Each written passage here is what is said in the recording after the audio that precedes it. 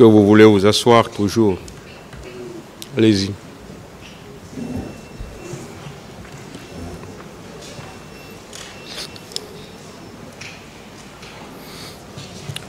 Dès que vous avez besoin de quelque chose ou vous ressentez la fatigue, informez le tribunal.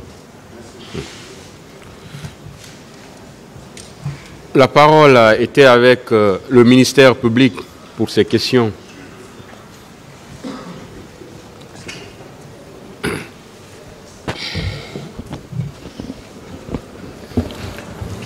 Merci, Monsieur le Président. Honorables assesseurs. Bonjour, Monsieur Pivi. Bonjour, Monsieur Assesseur. Bien. Vous êtes en forme? Très bien. D'accord. Alors, on va continuer avec nos questions. Quel est votre niveau d'études? Vous avez étudié jusqu'à quelle classe? Le premier? Votre niveau d'études, vous vous êtes limité à quel niveau dans les études? Bon, je me suis limité à 11e année. 11e année? Ouais. D'accord. Et en 85, vous avez accédé à l'armée par voie de concours ou bien par cooptation? C'est-à-dire, est-ce qu'on vous a pris, on vous a intégré? Bon, j'ai accédé dans l'armée à travers le sport. À travers le sport? Oui. C'était à cause de vos exploits là qu'on vous a intégré dans l'armée? Oui, parce qu'en 85, je fus le champion d'Afrique avec médaille d'or. Donc quand je suis rentré dans le pays, pour que je bénéficie, ils m'ont demandé ce que je peux faire. J'ai demandé que je veux rentrer dans l'armée pour pouvoir former nos collègues militaires. D'accord. Et au sein du camp Alpha Yaya, est-ce qu'il y a un cimetière là-bas? Non, il n'y a pas de cimetière au camp Alpha Yaya. Dans toute la cour du camp, il n'y a pas de cimetière? Il n'y a pas de cimetière au camp Alpha Yaya.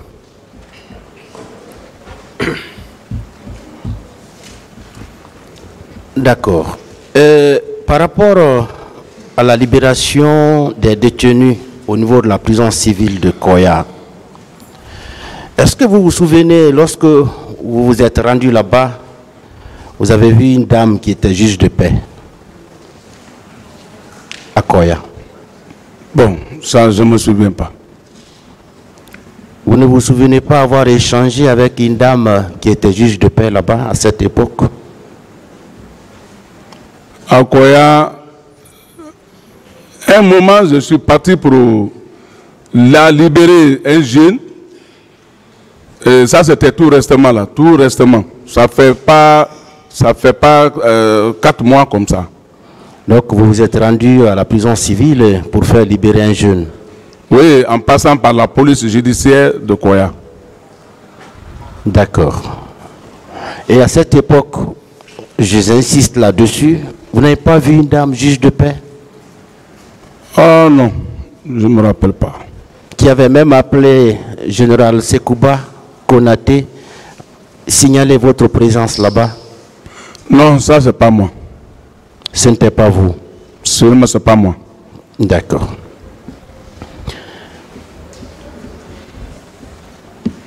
Et votre interrogatoire devant les magistrats instructeurs, l'avocat était présent à vos côtés? C'est ici, à l'interrogation qui s'est passée ici, que je suis venu avec mon avocat. Oui, au moment où les juges d'instruction vous recevaient, un avocat n'était pas à côté de vous? Il n'y avait aucun avocat? Au niveau d'ici? Des juges d'instruction. J'étais avec Maître Béa. Il était présent? Oui. Vous avez fait toutes vos déclarations en sa présence? En sa présence. Et vous avez apposé votre signature? Bien sûr. En sa présence? En sa présence. Merci bien. Et au niveau des officiers de police judiciaire, est-ce qu'on vous a contraint pour apposer votre signature? Ou bien vous avez fait librement? Je dis, quand je suis venu, ils m'ont montré le dossier, j'ai signé. Après, on ne vous a pas obligé? Non, non. Vous l'avez fait librement? Non, c'était dans une précipitation quand je suis venu seulement. Ils sont Non, venus. je veux dire, est-ce qu'il y avait une contrainte sur vous ou bien vous avez signé librement? Non, il n'y avait pas de contrainte sur moi. D'accord. Et vous savez que cette signature-là vous engage? Bon, c'est ici que maintenant j'ai vu certaines phrases là-dedans que j'ai dit que ce n'est pas moi qui ai dit ça.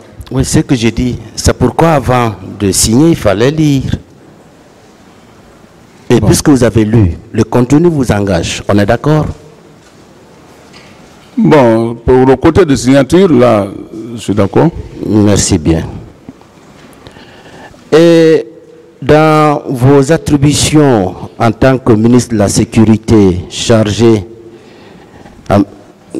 ministre à la présidence chargé de la sécurité, est-ce que on vous a dit que vous aviez le droit de procéder à des interpellations dans les quartiers?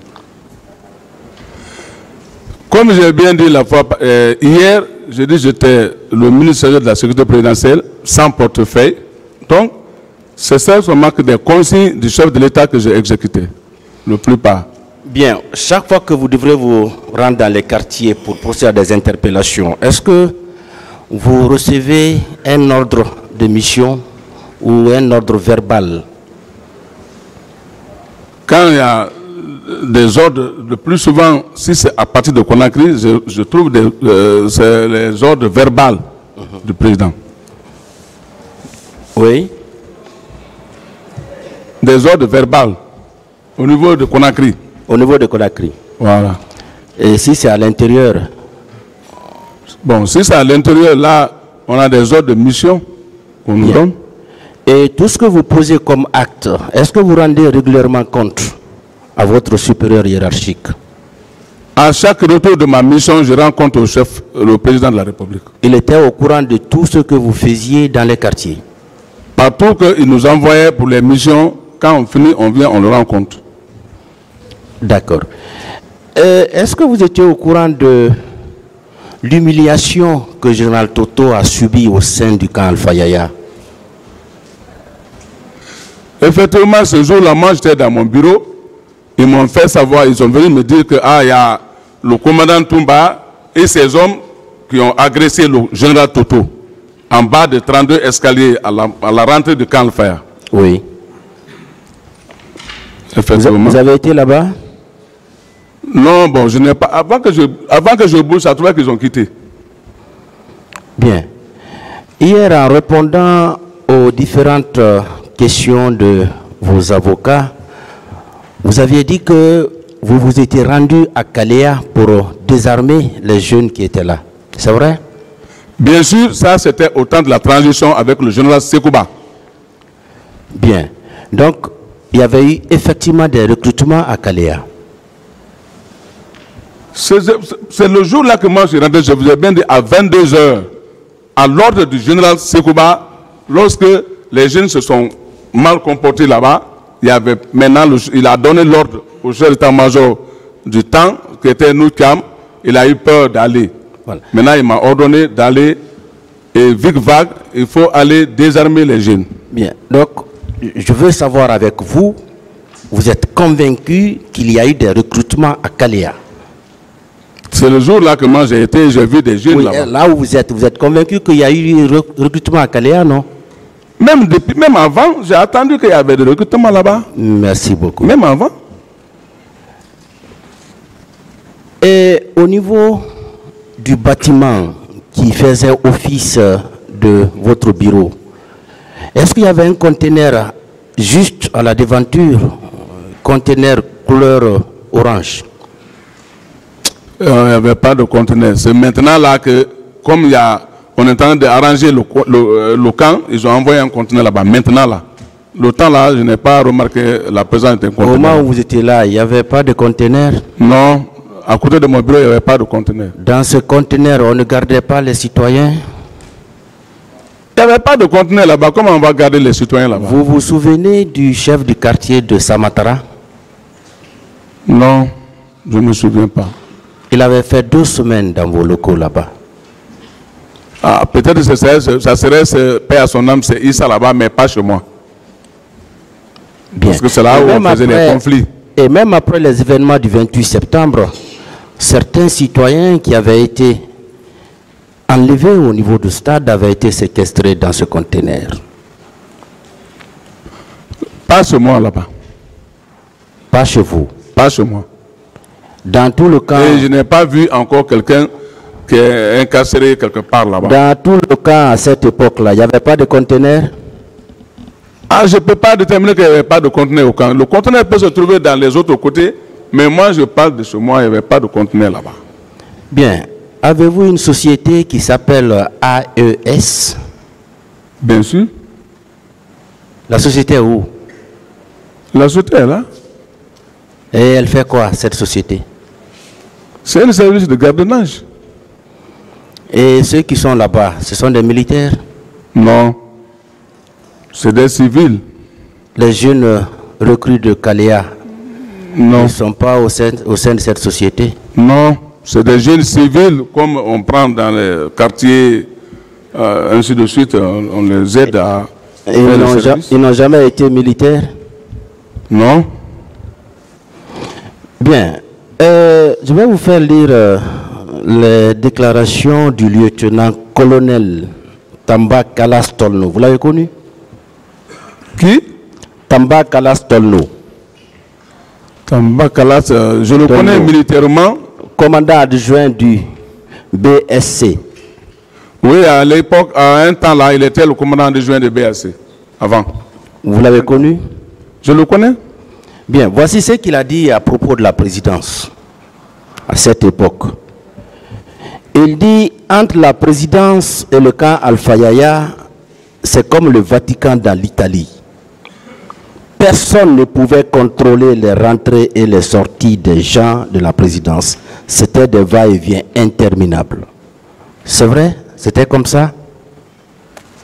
Ah, ça, parce que moi, c'est pas moi qui avais le contrôle du camp Alpha Yaya. Non, ministre chargé de la sécurité présidentielle, le premier responsable. Vous devez être informé de ce qui se passait là. Chacun de nous faisait la vigilance du camp, mais ce qu'il a dit là, ça, je ne peux pas maintenir. Non, je veux dire que vous étiez le premier responsable. On est d'accord? J'ai bien dit ici qu'avant, j'étais comme ça, avant. Voilà, ce qu'il dit là de la présidence, c'est vrai ou bien c'est pas vrai? Il n'y avait pas une anarchie totale? Non, je ne peux pas. Des va-et-vient interminables? Non, pas au niveau de la présidence. Bien, il continue, hein, il dit, la présidence avait son commandement, nous n'avions ni ordre, ni contrôle sur ces éléments. Le régiment commando avait aussi son commandant, on ne pouvait pas les contrôler. Ça c'est vrai? Comme j'avais dit ici, j'ai dit le régiment avait son chef, effectivement. Les éléments du régiment rentraient et sortaient sans être contrôlés par nous. Ça aussi c'est vrai? Bien sûr. Merci, Monsieur le Président.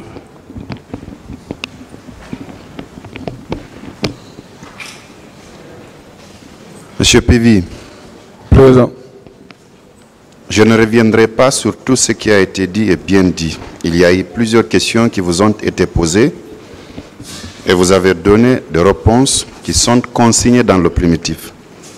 Je ne reviendrai pas sur tout ça.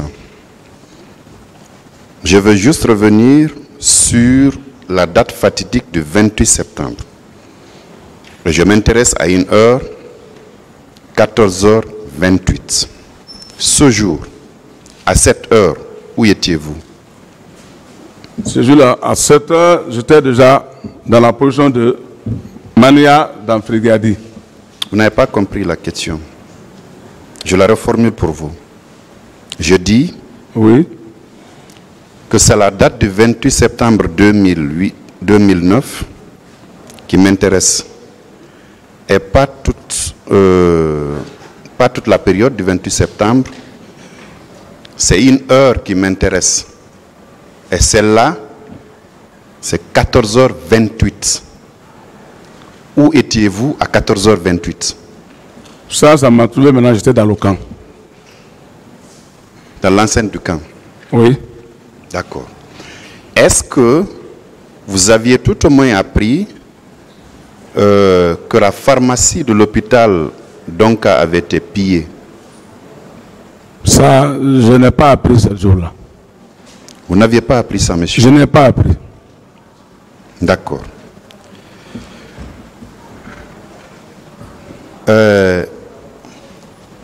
Les véhicules qui vous suivaient, parmi ces véhicules, est-ce qu'il y avait un pick-up à cabine unique qui était de couleur verte, endommagé du côté du côté droit, au niveau de la portière? Non, non. Non. J'ai bien dit que quand je marche, il y a ma voiture et 2 pick-up, c'est fini. Oui, je ne parle pas de votre voiture, monsieur. Je parle des 2 pick-up qui vous accompagnent. Parmi les 2, il y a un pick-up qui m'intéresse particulièrement. Sa couleur est verte et une des portières était endommagée. Non, je n'avais que des pick-up blanches. Vous n'aviez pas de pick-up de couleur verte, Non. couleur militaire? Non. Vous n'aviez pas un pick-up dont la portière était endommagée? Non, non. Non. Oui. À 14h28,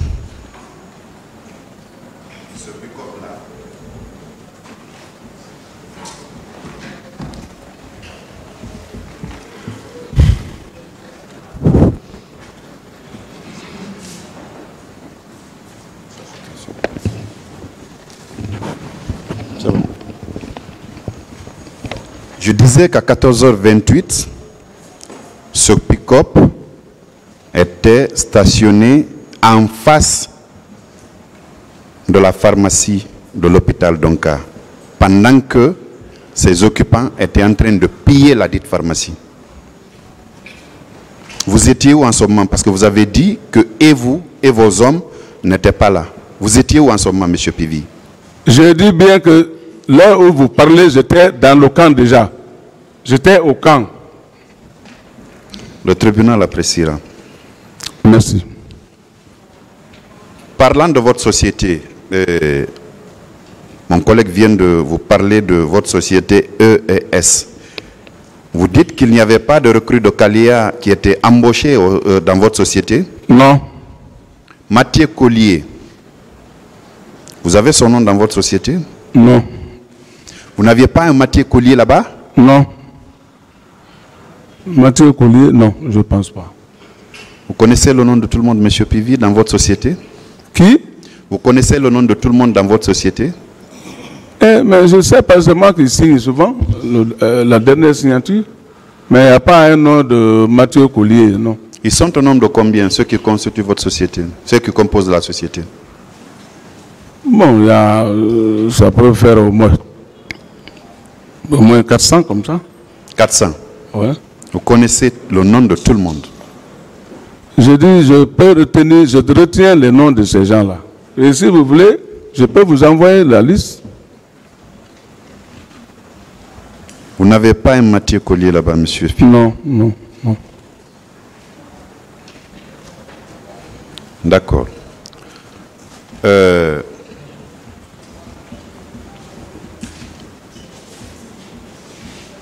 Vous êtes formel que vous n'avez pas été vu à Hamdallah le 28 septembre aux alentours de 11 h. Vous êtes formel?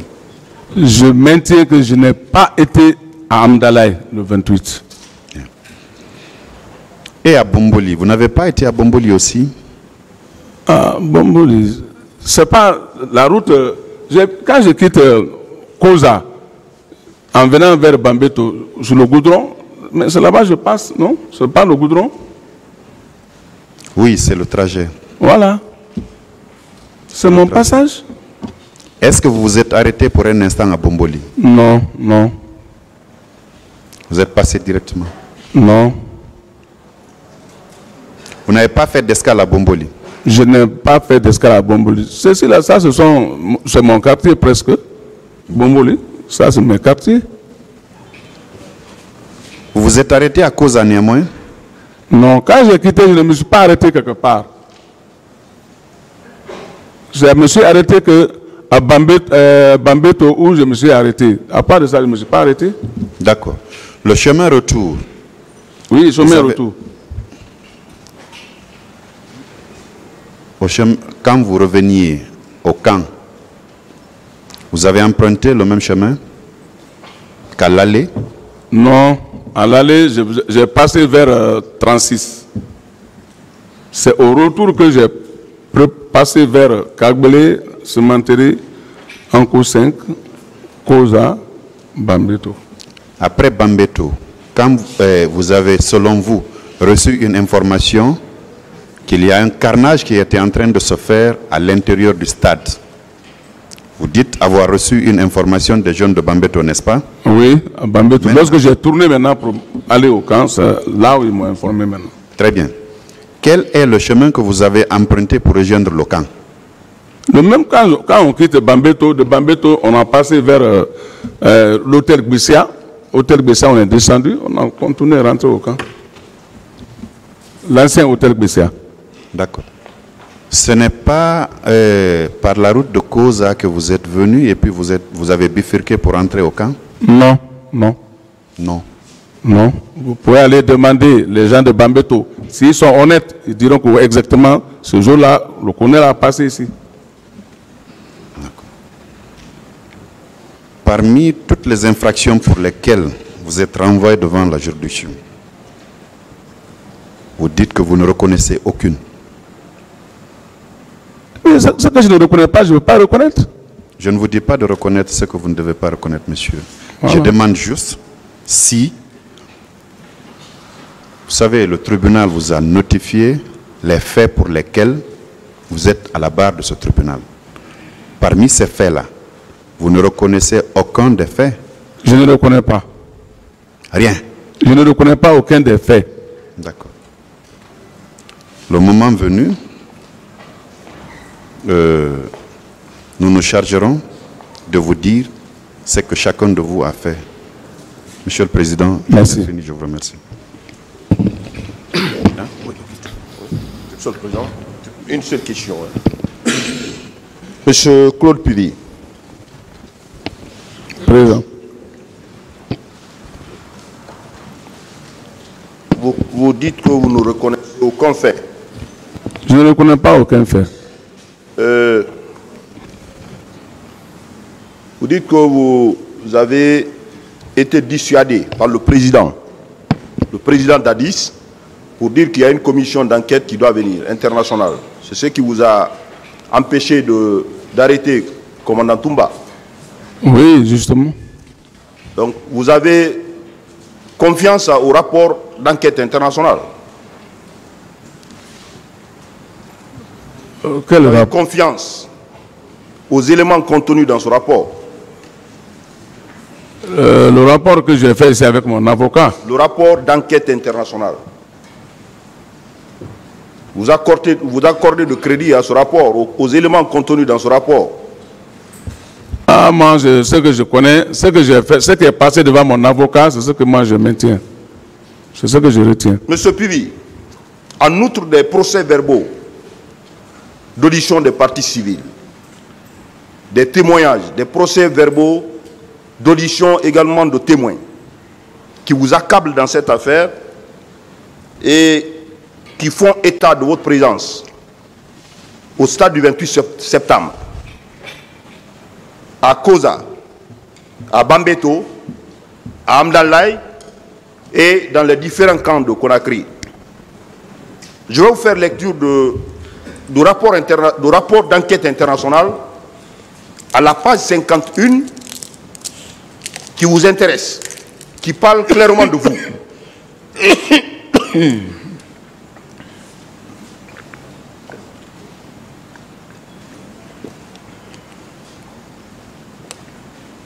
Qui parle clairement de vous, et la commission toutefois reçu des informations concernant la présence du capitaine Pivi en compagnie de ses hommes dans les environs du stade à partir de 11 h. Selon d'autres informations, le capitaine Pivi aurait donné l'ordre à ses hommes de tirer. Oui, Monsieur le Président,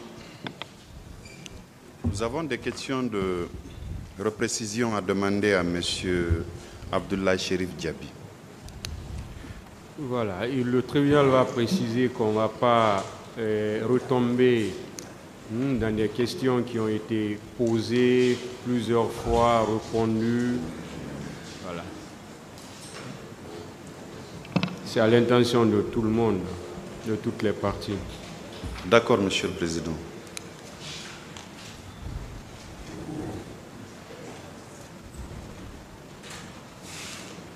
Monsieur Diaby. Oui, Monsieur le procureur. Vous confirmez qu'au matin du 28 septembre, vous étiez en partant sur Koya? Oui, maître. Oui, Monsieur le procureur. Vous confirmez avoir reçu l'appel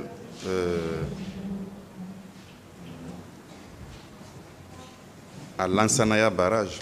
Oui, entre Lansanaya Barrage et Kuntia. Lansanaya Barrage et Kuntia. Oui. Votre conseil a communiqué un procès verbal de constat. Dans le dit procès verbal, c'est justement la personne ou les personnes que vous transportiez qui ont fait des déclarations. J'ai lu que l'appel, vous l'avez reçu au kilomètre 36. De vous et de ces témoins-là, qui dit vrai? Bon, Monsieur le procureur, vous savez, avant, là où j'appelle Matela, je ne sais pas si vous connaissez le truc, parce que bon, c'est un problème de découpage, ouais. J'ai dit entre Lansanaya Barrage et Kuntia. Parce que je crois que 36... Excusez-moi de vous interrompre, M. Diaby, vous avez été formel que c'était bien à Lansanaya Barrage. J'ai dit c'est entre Lansanaya Barrage et Kuntia. Ici. Vous avez éteint le micro. Rallumez-le. Voilà, c'est allumé. Bien. J'ai dit ici c'est entre Lansanaya Barrage et Kuntia. D'accord, entre Lansanaya Barrage et Kuntia. Oui. Ce n'est pas quand même au kilomètre 36, n'est-ce pas? Bon, c'est entre Lansanaya Barrage et Kuntia, Monsieur le procureur. Oui. Lansanaya Barrage, Oui. Kuntia, c'est différent du kilomètre 36, n'est-ce pas? D'accord, oui. Bien. Le témoin que la pièce qu'a produite votre conseil, ce témoin dit effectivement que vous avez reçu l'appel au kilomètre 36. Oui. De vous et de ce témoin. Quelle est la version que le tribunal va retenir? Est-ce l'appel, vous l'avez reçu au kilomètre 36 ou bien à Lansanaya Barrage? C'est-à-dire, Monsieur le procureur, j'ai dit entre Lansanaya Barrage et Kuntia. Ce n'est pas à Lansanaya Barrage. J'avais déjà le rond-point de Lansanaya Barrage. C'est devant Lansanaya Barrage. Parfait. Parce que Kuntia, c'est devant. Le tribunal appréciera. Bien. Ensuite, les corps qui avaient été restitués. Vous avez parlé de 57 corps, n'est-ce pas? Oui. Est-ce que ces 57 corps avaient effectivement été restitués à l'esplanade de la mosquée Faisal? Oui, selon les informations que j'ai reçues, comme je n'étais pas présent, je n'étais pas membre de la commission de restitution des corps, 57 corps ont été restitués, Monsieur le procureur. Je note que c'est moins de 57 corps qui avaient été restitués. Moins de 57 corps. Donc là, ils ne m'ont pas informé. Ils m'ont dit que les 57 corps ont été restitués. Monsieur Diaby. Oui, Monsieur le procureur. Je conviens peut-être avec vous que vous ne faisiez pas partie de la commission de restitution. Oui. Mais les images de cette restitution Oui. étaient projetées la nuit même sur le petit écran.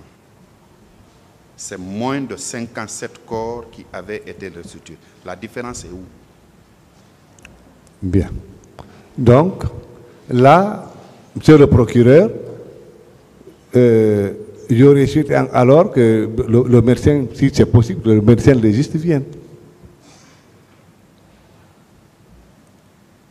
Le médecin légiste viendra. Mais en attendant, Oui, c'est vous, Oui. M. Abdullah Chérif Diaby, oui, qui êtes à la barre. oui, C'est vous qui êtes renvoyé devant la juridiction criminelle. oui, C'est à vous oui. que les questions sont posées. Ayez la décence de répondre, l'amabilité de répondre aux questions qui vous sont posées. Oui, Ne me renvoyez pas à une tierce personne qui n'est pas renvoyée devant la juridiction de jugement. d'accord, d'accord.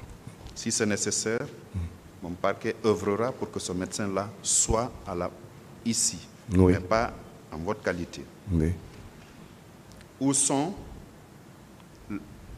se trouve le reste des corps? Parce que vous avez dit que vous avez eu connaissance de 57 corps.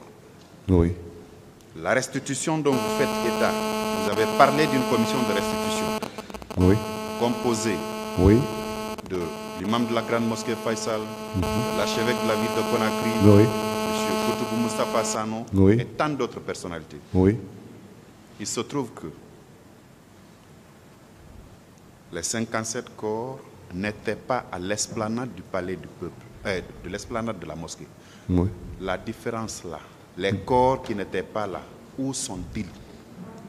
Ah, monsieur le procureur, là, je ne sais pas.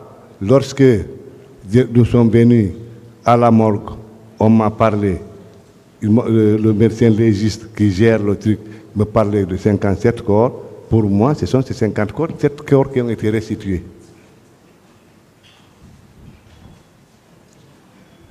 D'accord. Alors, tout de suite à la question de votre conseil, vous aviez dit, depuis hier vous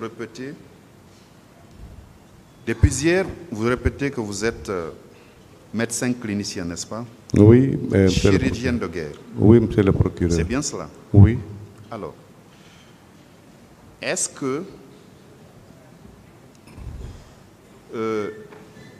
quand je me place sur votre raisonnement à vous, que vous êtes au service de la République, au service des patients, vous pensez que c'est incompatible pour un ministre doté de troquer sa veste de ministre, arborer la blouse, étant ministre, pour aller sauver des patients, vu ce qui s'est passé au 28 septembre? C'était incompatible, vous pensez? Monsieur le procureur, c'est normal qu'un ministre enlève sa blouse de ministre pour secourir les malades. Il n'y a pas plus logique, il n'y a pas plus normal que ça. Qu'est-ce qui vous en a empêché, vous? Ce qui m'a empêché, c'est parce que j'avais des bons chirurgiens, j'avais mes professeurs, ceux-là qui m'ont appris à faire ce métier, ils étaient là, ils travaillaient, ils faisaient le métier. Donc, j'ai préféré qu'on se partage le travail. Comme c'est des grands techniciens, ce sont mes professeurs, ils sont au chevet des malades. D'ailleurs, ils m'ont enseigné, je suppose qu'ils travaillent mieux que moi. Et que moi, je parte maintenant, comme ils vont me demander des moyens pour pouvoir travailler, je parte régler ce problème de moyens.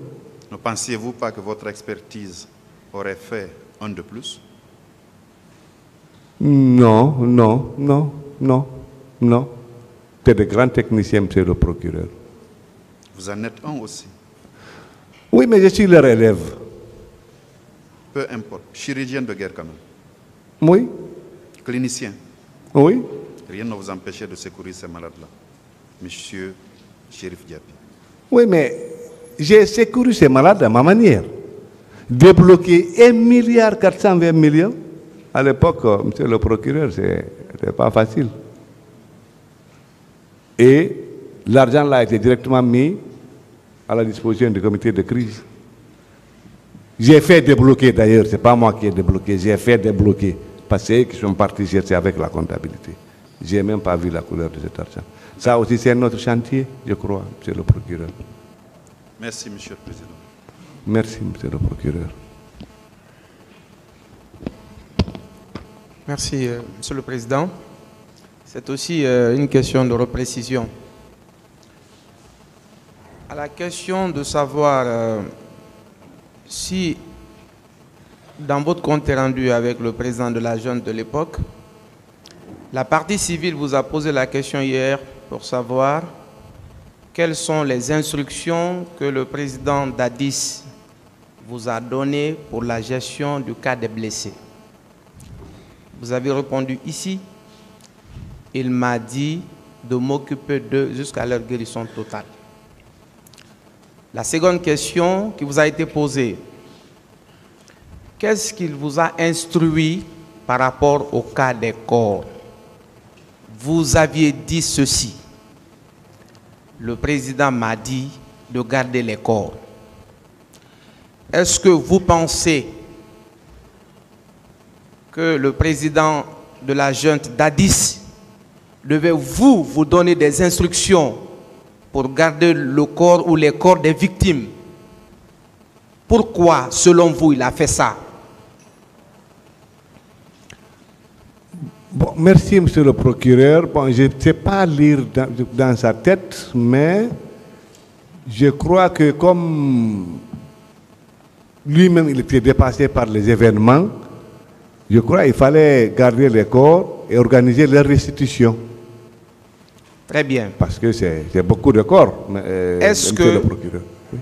Est-ce que dans la déontologie médicale, un président de la junte ou de la République ou n'importe quelle personne a le droit de demander à son ministre de la Santé de garder le corps ou les corps des victimes, donc selon son vouloir, sans donner les moyens pour autoriser les restitutions? Est-ce que ça c'est enseigné? Parce que vous avez dit ici que c'est ce qu'on enseigne en faculté de médecine. Je vous repose la même question. Est-ce que c'est normal? Non, non, en faculté de médecine, on n'enseigne pas ça, monsieur le procureur, mais les circonstances dans lesquelles ces personnes ont perdu leur vie, je crois que... Je ne sais pas si vous me suivez. Je vous suis. Allez-y, vous parlez pour le tribunal. Allez-y. Donc, mais les circonstances dans lesquelles ces messieurs et dames ont perdu leur vie, quand même, il fallait harmoniser certaines choses pour organiser leur restitution. Enfin, moi je pense. Mais ce n'est pas enseigné à la faculté de médecine, monsieur le procureur. Je demande, est-ce que c'est normal? C'est la question. Si c'est normal le fait de m'instruire que le président vous instruise de garder les corps. Oui, je crois que c'est normal, moi. Très bien. La même question vous a été posée hier. Vous aviez répondu que la réponse à cette question dépendait du médecin légiste.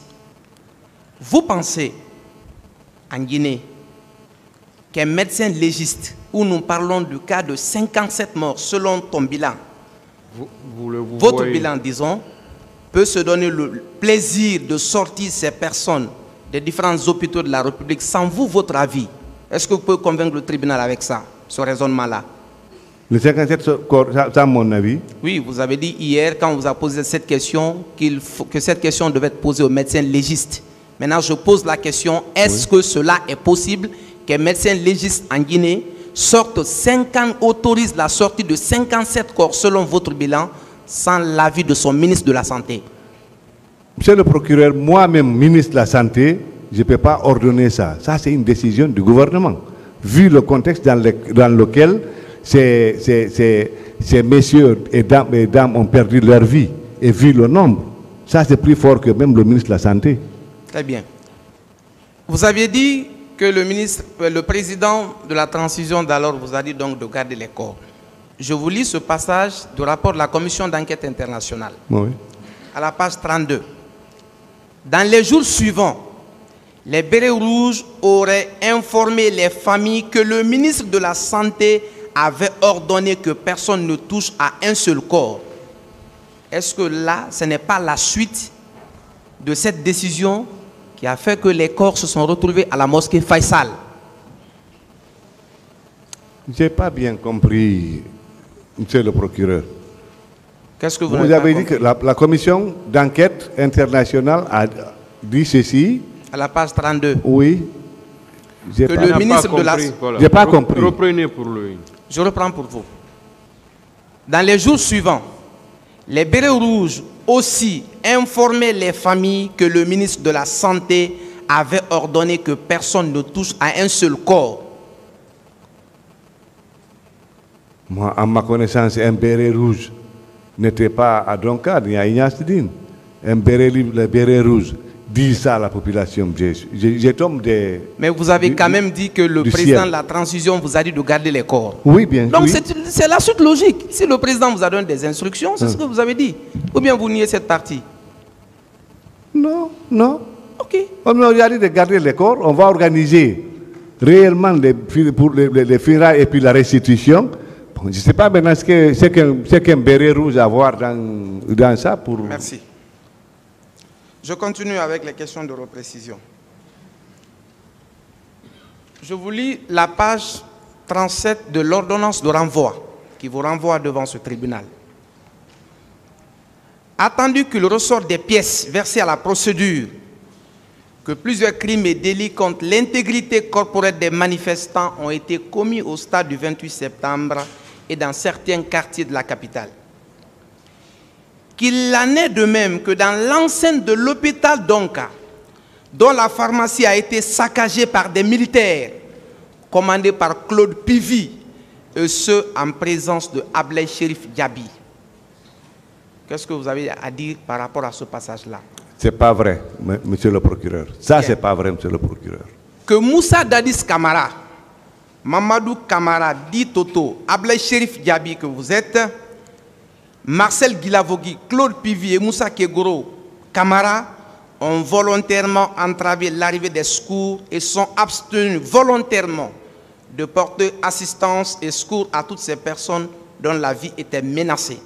Qu'est-ce que vous avez à dire par rapport à ce passage-là? C'est pas vrai, monsieur le procureur. Très bien, je continue. Et j'ai des témoins pour ça.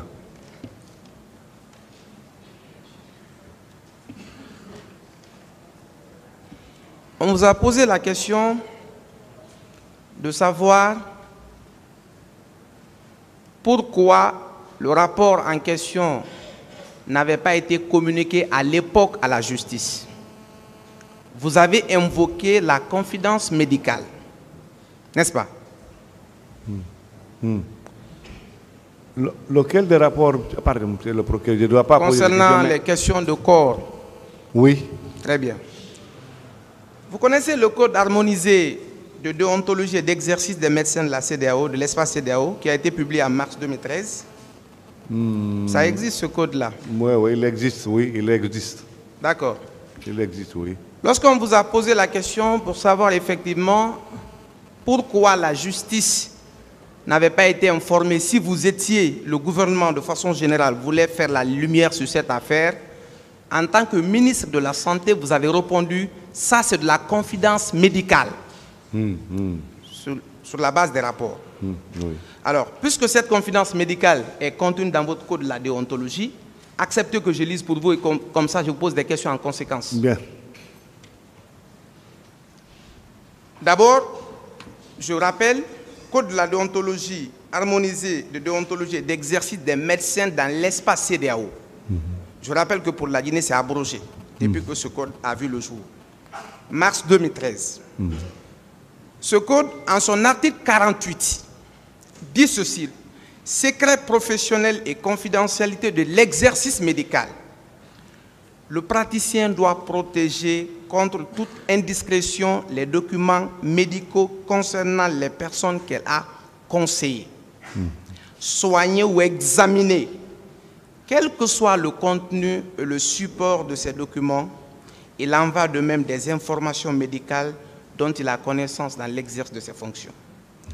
Le praticien doit faire en sorte que lorsqu'il utilise son expérience ou ses documents à des fins de publication scientifique ou d'enseignement, l'identification des personnes ne soit pas possible à défaut de leur accord express.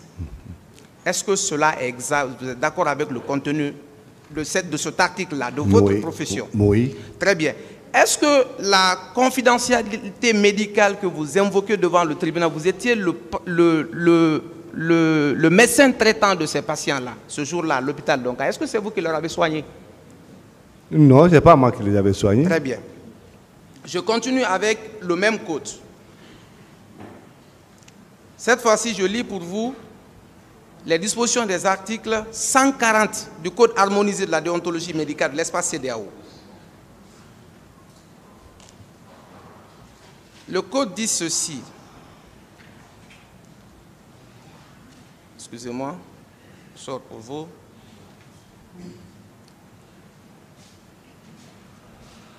Très bien. 140 du Code de la déontologie médicale. Préservation des données médicales. Un praticien doit respecter la vie privée de ses patients et protéger les dossiers médicaux avec sûreté.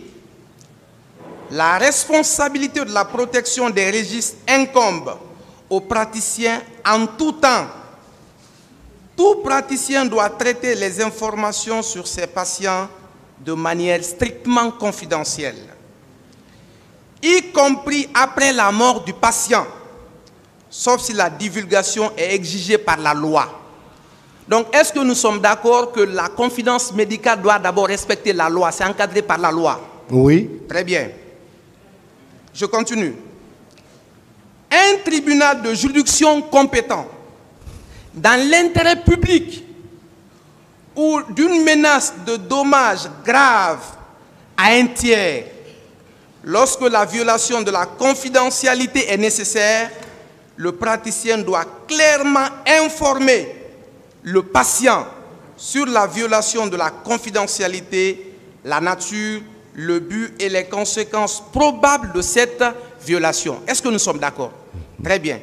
Est-ce que, en tant que professionnel, en lisant cette disposition, ça veut dire que lorsque le médecin a connaissance d'une information dans l'exercice de son métier, qu'il a l'obligation de garder le secret? Est-ce que nous sommes d'accord? Très bien. Est-ce que ce jour, vous étiez le médecin traitant? Non. Très bien. Je n'ai pas agi en tant que médecin traitant. Parfait. Seconde question. Est-ce que cette confidence médicale peut s'appliquer à un cas de mort suspecte? Les gens sont morts au stade du 28 septembre et environ. On parle de 157 morts, on parle de 57 morts selon votre bilan. Est-ce qu'on peut opposer à la justice ou un gouvernement peut parler, vous, représentant du ministre de la Santé, est-ce qu'on peut parler de la confidence médicale sur des cas comme ça? Parce que là, vous interprétez cette disposition dans votre intérêt. Donc, je vous pose la question. Est-ce qu'on peut parler de ça? Monsieur le procureur, jusqu'au moment où je ne reçois pas une requête qui demande de livrer les documents en question, pour moi, étant ministre de la Santé, je considère que pour le moment c'est une confidence parce que je n'ai pas une requête. Non, mais quand je reçois une requête, comme ce que ce code dit, je peux livrer le document. Donc même les juges d'instruction, ils ne m'ont pas demandé... Ce code ne parle pas de requête. Hein? Je suis dans votre code de la déontologie médicale, ça ne parle pas de requête. Ça, c'est une précision. Je continue avec vous. Mais dès qu'on parle de la loi... Je continue avec vous. Bien, monsieur le procureur. Est-ce que, pour le cas des morts suspectes, un gouvernement responsable sérieux peut attendre l'arrivée d'une soi-disant requête pour ouvrir les enquêtes? Parce que le code ne le dit pas. Je veux savoir votre source. Vous. Un gouvernement sérieux ne peut pas le faire, mais je crois... Très bien. Mais d'abord, le président a demandé... Je suis satisfait. Merci. Je continue avec vous. Est-ce que nous sommes d'accord que le raisonnement que vous tenez vis-à-vis de la question de confidence médicale est très grave? C'est comme si vous dites aux magistrats dans l'exercice de leurs fonctions que vous ne pouvez pas mener les enquêtes quand il y a des cas de mort suspects parce que moi, médecin, je suis obligé ou lié par la confidence médicale. Est-ce que vous savez que ce raisonnement-là est très grave pour un médecin de votre État? Oui, pour quelqu'un qui a raisonné comme ça, mais moi je n'ai pas raisonné comme ça, monsieur le procureur. Merci, j'en ai fini avec vous. Merci, monsieur le procureur.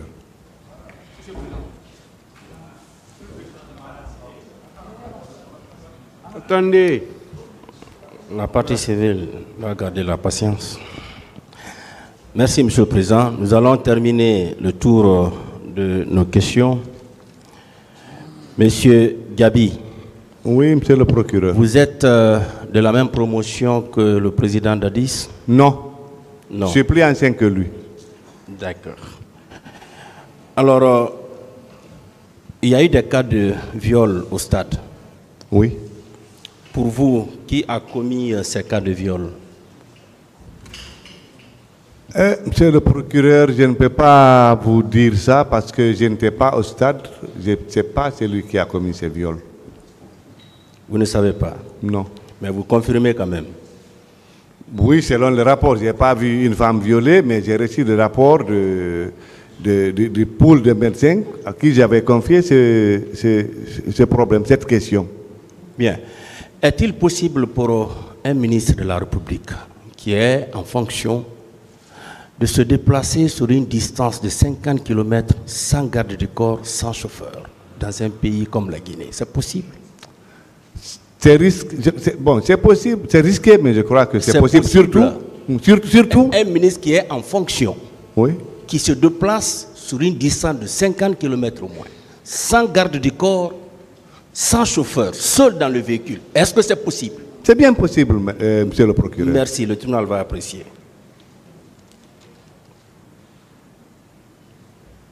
Vous avez dit que des fonds ont été débloqués pour la prise en charge des blessés. Oui. Est-ce qu'il y a des pièces comptables qui prouvent cela? Oui, monsieur le... Ces pièces sont où? Parce qu'on ne les a pas retrouvées dans le dossier. À la comptabilité du ministère de la Santé. Les pièces sont là-bas, la traçabilité. On peut les avoir? Est-ce qu'on peut les avoir? Ah, là... C'est possible. Il faut que ça prouve, le montant est important. Vous avez dit 1 milliard, 400 millions et quelques. Oui. Il faut des preuves. Les preuves sont là-bas. Depuis la Banque centrale jusqu'au ministère de la Santé, il y a toutes les preuves. Mais si vous me demandez si vous pouvez les avoir, je crois que si le tribunal a besoin de n'importe quelle pièce par rapport à ce dossier du 28 septembre, le tribunal peut avoir le document. Bien. Par rapport au jour férié, c'est un décret qui doit déclarer une journée fériée ou bien c'est un arrêté ministériel?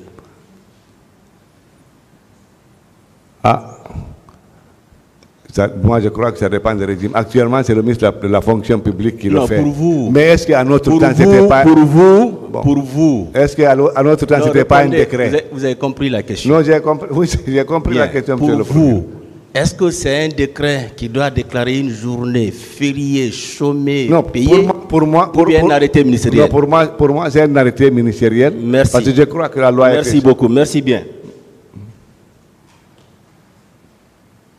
Vos deux gardes du corps, comment ils s'appellent? C'est Moriba Guilavogui. Moriba Guilavogui.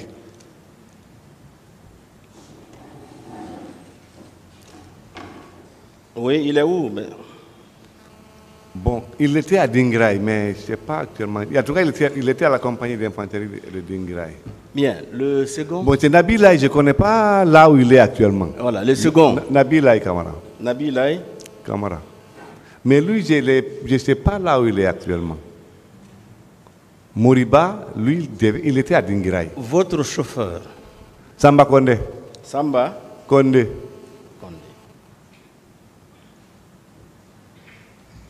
Il est où Samba Konde? Samba Konde, il est là. Hein? Il est là. Il est là. Bien, les jours où il y a eu le coup d'État, vous avez été au camp Alpha Yaya. Oui. Et Makambo vous a dit, si vous ne vous entendez pas d'ici 4 h du matin... Non, que si on ne prenait pas le pouvoir, pas si on ne s'entendait pas. Donc si vous ne prenez pas le pouvoir... Voilà. Avant 4 h du matin, oui, on allait vous égorger tous. Et mettre un sergent comme président. Vous pensez que Makambo était capable de mettre à exécution cette menace? Non, je pense que Makambo n'est pas capable. Peut-être pour moi-même, il n'est pas gagné. Non, voilà. Vous avez dit que vous avez eu peur. Ah non, ça j'ai eu peur. Vous avez même voulu vous enfuir. Je vous jure. Il vous a fait accompagner par 2 gardes. Je vous jure, monsieur le procureur. Oui ou non? Oui. Voilà. Vous avez eu peur? J'ai eu peur. Est-ce que vous pensez qu'il était capable de mettre à exécution cette menace? Bon, en tout cas, sur le coup, l'émotion, j'étais émotionné. Je n'ai pas cherché à savoir s'il est capable ou s'il n'est pas capable. Je ne sais pas, je ne voudrais pas chercher s'il est capable, s'il en est capable ou non. Il l'a dit. Moi, si je pouvais me sauver, j'allais me sauver. D'accord. Est-ce que vous avez confiance au professeur Namori Keïta et Oui. le professeur Hassan Ba? Oui, oui. Est-ce que tout ce qu'ils disent, vous pouvez approuver? Tout ce qu'ils disent, vous pouvez approuver? Je ne peux pas approuver tout ce qu'ils disent. Par rapport à les rapports du professeur Namori, vous les approuvez? Les rapports du professeur Namori, oui. Voilà. Les rapports du professeur Hassan, vous approuvez aussi? En médecine? Oui. Oui. Par rapport à ces cas-là, oui. Vous les approuvez aussi? Merci, Monsieur le Président.